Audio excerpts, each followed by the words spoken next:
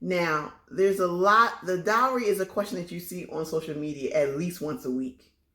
So there are women that feel that the dowry is like books, a nabaya, kimars, sewing machine, things like that.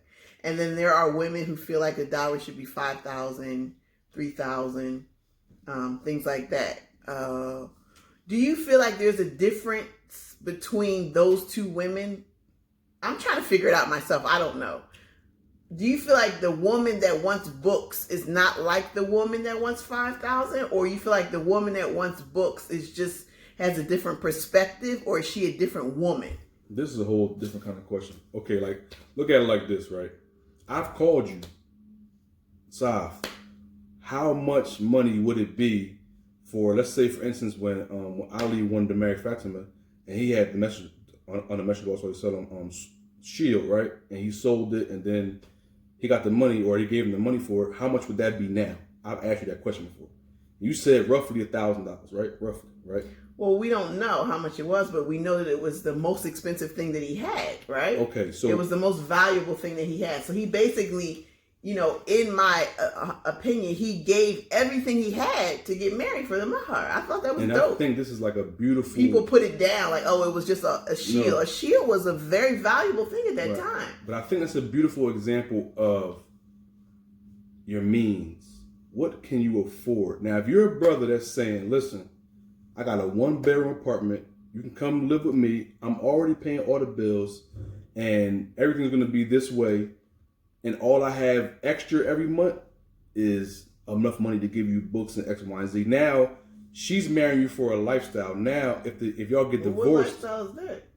She's just going to marry you to come. She's going to get the bills paid. You know what I'm saying? Mm-hmm. So now you're talking about, but this is a man who all he has, right? Just like all he had was the household. It's not a lot, and but that's whatever. All he has. Now, if you're a man that can afford to give someone $5,000, now you can afford that. So as a woman, you have to. What are you going to accept? If I say all I got is $1,000 right now and $1,000 a month, right? Check this out. Say no. That's not what I want. Because at the end of the day, not to say that women are like, commodities or whatever, but if you always wanted to binge your whole life, you can't walk in there and be like, listen, man, I want this binge. How much money you got? Couple dollars. You can't do it. So at the end of the day, as a woman, y'all hold all of the power in the beginning, right? You could tell. Once you get married, it's too late. That's too late, but it's just that now you have already accepted what this man brings to the table, right? If he tells you in 6 months, I'm going to give you this, then tell him, listen, in 6 months, marry me. I'm saying, because at the end of the day, you can't say all you did was take books. You accepted that. He said, I can have books, and you married them. And you consummated knowing you only had the books. No, okay, so it's not about, yes, I understand, I agree with what you're saying, but what about the woman herself? Let's think about that.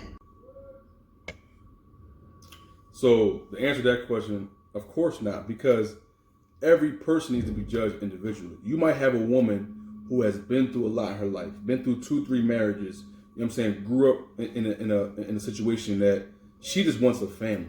You even have kids, she has kids.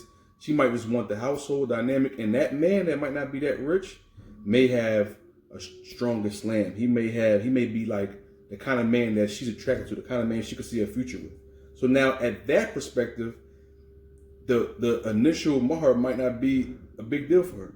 Listen, I don't care about the whatever, as long as you are maintaining the household the way you're supposed to. But is a man going to respect and really want to put forth that effort? But you keep saying a man, like every man is different. You have to make decisions, right, based on the best. And I think that's one thing that we do as African Americans that other cultures, and I mean I know it's older cultures, but speak to your parents. Let them meet your grandparents. Let them meet your friends and get everyone's perspective. We try to do things behind closed doors quick. Put it in the community. Let's check his, see who his friends are, who he hangs out with, whatever. And then you'll be able to get a better grasp of his character, and moving forward, you'll be able to see like, okay, he's known for this. He's truthful, X, Y, and Z. So now everything he's telling me is not game. It's not X, Y, and Z. Call his ex-wife, whatever. Mm-hmm. You know what I'm saying? Like, you have to be able to make this decision. Won't usually talk to you though. Well, listen, try. Right. You know what I'm saying? Because at the end of the day, if your marriage is not supposed to mutual be for, friends will work though. Right. It ain't supposed to be for 6 months, a year. Right. You say you marry someone, we from the old school where your grandparents in separate rooms. You be like, Pop used to be in the basement. Oh, I don't know. I never seen him go upstairs but they wasn't leaving. Being dramatic. But they wasn't leaving that house. That's just how it goes. So if you really want to marry someone, one thing I'm big on right now is like establishing a household, a dynamic. But see, women now today, even starting, I think with at least my generation, that's not enough for us just to say, oh, you pay the bills and you're not leaving. Like, so what the hell you want? We want romance, we want love, we want relationships, we want date night, we want vacations. So check it out. I'm gonna tell you something. If he wasn't doing that in the beginning, he ain't gonna be doing it in the middle and the end. So at the end of the day, now express your feelings. Now, of course, in the beginning, I understand it's gonna be. But this is about the dowry, though. This is about the essence of the woman that wants books versus the essence of the woman that wants 5,000. It's her life. It's her life. It's her personal choice. So it's nothing. It's nothing different about the woman. You wouldn't say, like, for example, because I heard you say yourself, the type of woman that you are looking for costs too much money. It's true. It's true. So that's what I always think of. That really impacted my thought process. What I'm saying is that I gotta hustle harder. I gotta go harder. Okay, but what about that woman? The woman that doesn't require much versus the woman that requires a lot. Is it a different woman?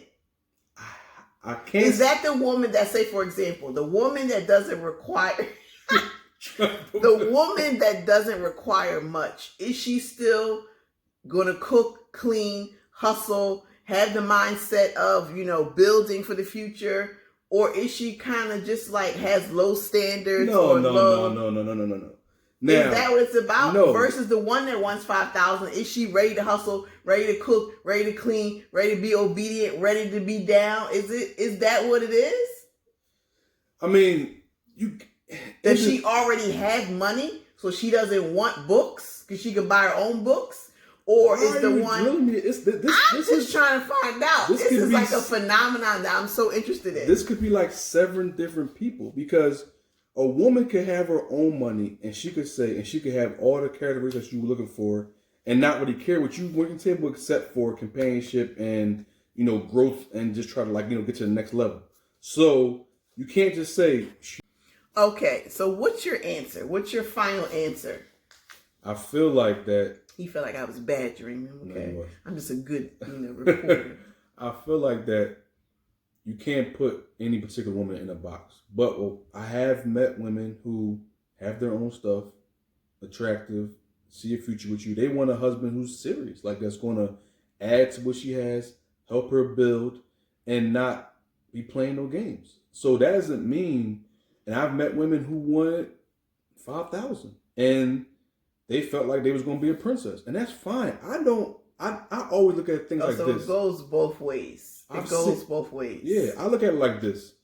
Whatever your standards are, keep them that way. Make them high. Don't bring them down for nobody. Don't bring them down. Because at the end of the day, you're going to marry someone, and in 10 years, you're going to look back and say, I should have never married this person, because what? You allowed them to lower your standards. Now, I'm not saying that you have to... Listen. Keep your standards where you want them to be at. Where you want them because at the end of the day, things are always going to get a little bit rough in the middle.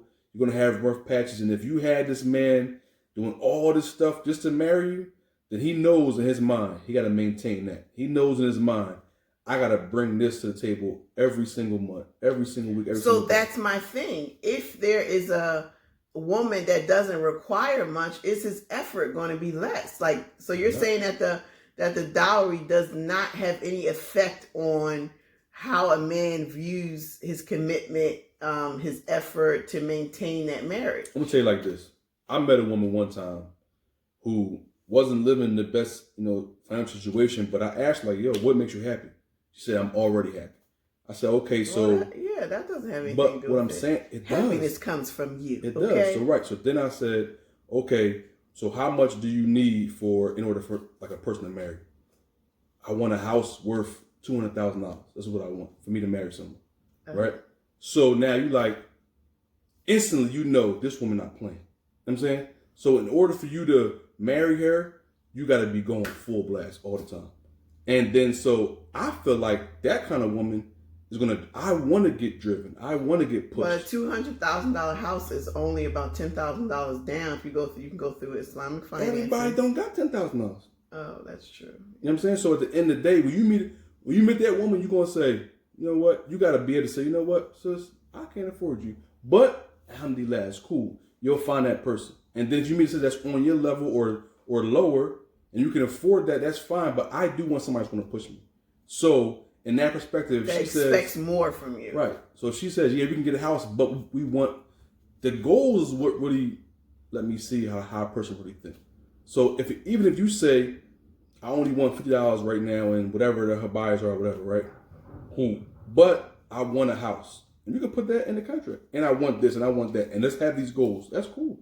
So it doesn't matter what I don't feel like the mahar is that big of a deal, but I do feel like talking about what the standard should be, $1,000, I feel like let's keep it there. Like for me, I would feel like, all right, at least I'm gonna give you $1,000. Less than that is like, it's not really affecting me. I feel like I didn't really do nothing. You know what I'm saying? So does that matter to a man that he didn't have to put up anything, that he just bought 3 books to marry you? Subconsciously, that's why I say it go by your means though. When you got married to this woman, that should affect your pockets a little bit. You know why? Because marrying her is gonna affect your pockets. Single men, we can get a 1-bedroom shack with a bed and some crates and be cool. You know what I'm saying? You marry me, y'all want to put potpourri and stuff everywhere and drapes and you want to go to IKEA. That stuff, you know what I'm saying? So at the end of the day, you understand, you marrying her, your lifestyle is going to change. Everything, she might have all these goals she want to accomplish and she's looking at you to help her accomplish them. If not, do them by yourself. So don't play around and think that you give her some books and then she gonna sit in the house and just cook and that's it. In a 1-bedroom shack. She might, now if she wants that, she might, but she won't stay. No, she might